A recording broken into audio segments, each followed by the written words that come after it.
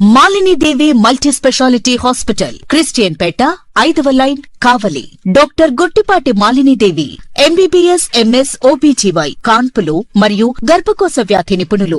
Malinidevi multi specialty hospital నందు అందించు వైద్య సేవలు: సాధారణ కాన్పులు, సిజేరియన్లు, లాప్రోస్కోపిక్ ద్వారా గర్భసంచికి సంబంధించిన ఆపరేషన్లు, ట్యూబెక్టమీ, పిల్లలు లేకుండా operation, high risk pregnancy, ectopic pregnancy మరియు గర్భసంచి నీటి బుడగలు, గర్భసంచి జారిన ఆపరేషన్లు, రొమ్ముగడ్డలకు చికిత్స, నెలసరి ఇబ్బందులకు చికిత్స, మెనోపాజ్ సమస్యలకు చికిత్స చేయబడును. స్త్రీలకు సంబంధించిన అన్ని సమస్యలకు చికిత్స చేయబడును. పిల్లలు లేని వారికి ప్రత్యేక చికిత్స కలదు. ముఖ్య గమనిక: మా హాస్పిటల్ నందు కాన్పోయిన తరువాత తల్లి బిడ్డను ఉచితంగా మా వాహనంలో క్షేమంగా ఇంటికి చేర్చబడును. మా హాస్పిటల్స్ ప్రత్యేకతలు: ICU, lab, AC and non AC rooms, 24 గంటలు మెడికల్ షాప్, ప్రతి రూమ్ నందు వేడి నీటి సదుపాయం కలదు.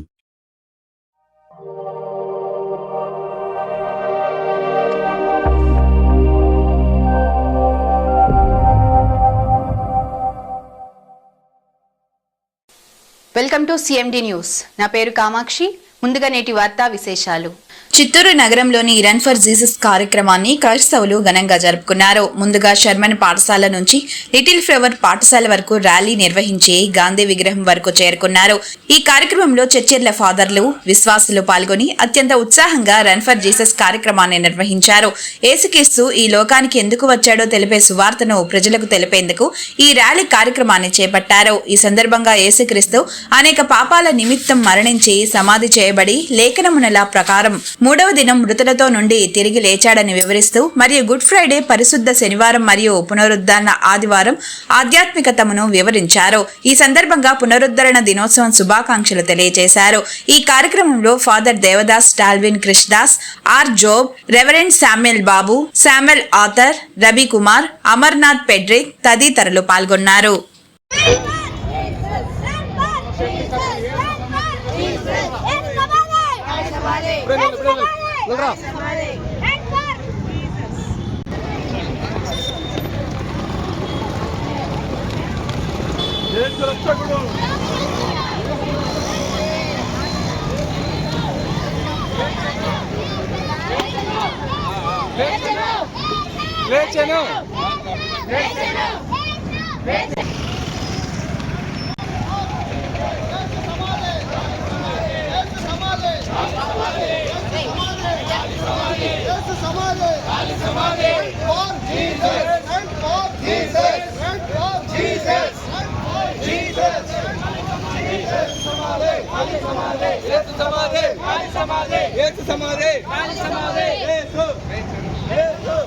ప్రపంచ యావత్తుగా ఈ దినమున మరి యేసు లేచినటువంటి రన్ ఫర్ జీసస్ కార్యక్రమాన్ని చేస్తూ ఉన్నాం.